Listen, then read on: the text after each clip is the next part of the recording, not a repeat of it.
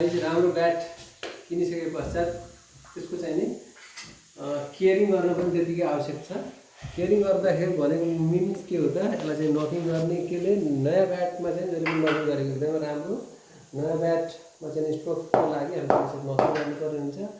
नकिङ गर्दाखेरि दुईवटा तरिकाले प्रायः कतिजनाले चाहिँ तपाईँहरू चाहिँ 45 डिग्रीमा चाहिँ छड्के यसरी बिस्तारै चाहिँ गर्नु भन्छ भने कतिजना चाहिँ स्ट्रोकिङ पनि गर्नुहुन्छ। त्यो दुइटै गर्न सकिन्छ। के याद गर्नु भने यहाँबाट हामीले नकिङ गरेर सुरु गर्ने तलसम्मै नकिङ गर्ने है।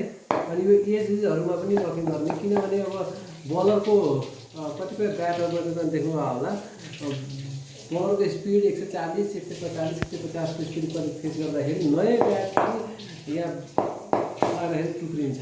त्यस वाइ यसलाई यदि नकिङ गरेर राख्यो भने राम्रो ब्याटको लाइफ बढ्छ, ब्याट राम्रो हुन्छ।